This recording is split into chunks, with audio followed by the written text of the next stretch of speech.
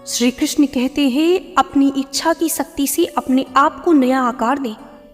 अपने आप को कभी भी स्व इच्छा से नीचा न होने दें।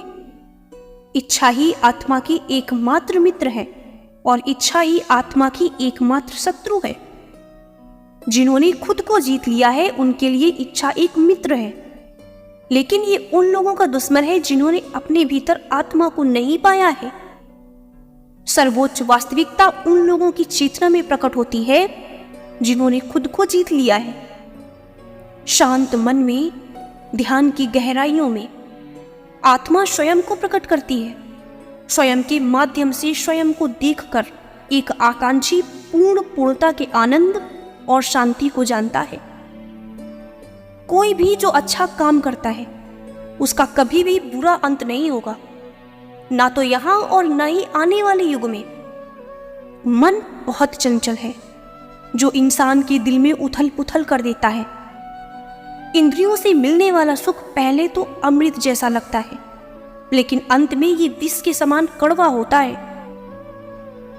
जब ध्यान में महारत हासिल हो जाती है तो मन हवा रहित स्थान में दीपक की लौ की तरह अडिग रहता है। ज्ञान की भेंट किसी भी भौतिक भेंट से बेहतर है, क्योंकि सब कामों का लक्ष्य आत्मिक बुद्धि है। जैसे आग की गर्मी लकड़ी को राख कर देती है, वैसे ही ज्ञान की आग सभी कर्मों को भस्म कर देती है। अपना काम हमेशा दूसरों के कल्याण को ध्यान में रखकर करें। अप्राकृतिक कर्म बहुत तनाव पैदा करता है। श्री कृष्ण कहते हैं, मैं धरती की मधुर सुगंध हूं, मैं अग्नि की ऊष्मा हूं, मैं ही सभी जीवित प्राणियों का जीवन और मैं ही सन्यासियों का आत्म संयम हूं। कर्मयोग वास्तव में एक परम रहस्य है। अपने अनिवार्य कार्य करो, क्योंकि वास्तव में कार्य करना निष्क्रियता से बेहतर है। इस जीवन में मनुष्य ना तो कुछ खोता है और ना ही कुछ व्यर्थ होता है।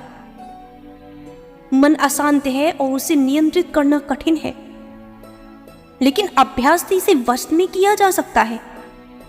ज्ञानी व्यक्ति ज्ञान और कर्म को एक रूप में देखता है, वही सही मायने में देखता भी है। एक अत्यंत गरीब महिला थी जो भगवान श्री कृष्ण पर अटूट विश्वास करती थी। एक बार उसकी स्थिति बेहद दयनीय हो गई। घर भी खाने पीने के लिए कुछ भी नहीं था। कई दिनों से परिवार भूखा था। परिवार की यह हालत उससे देखी नहीं जा रही थी। फिर एक दिन उसने अपनी व्यथा रेडियो के माध्यम से भगवान श्री कृष्ण तक पहुंचाई और उनसे मदद करने की विनती की।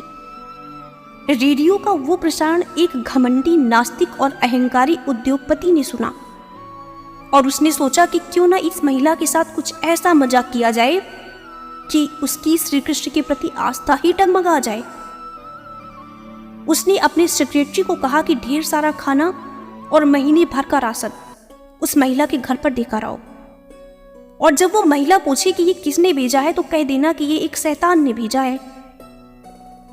जब सेक्रेटरी महिला के पास सामान पहुंचाने गई तो पहले उसके परिवार ने तृप्त होकर भोजन किया, फिर वो सारा सामान अलमारी में रखने लगी। उसने एक बार भी सेक्रेटरी से ये नहीं पूछा कि राशन किसने भेजा, कहां से आया। ये देखकर सेक्रेटरी से रहा नहीं गया। तब उसने महिला से कहा कि क्या आपको इस बात की कोई उत्सुकता नहीं है कि ये राशन आपके पास किसने भेजा है।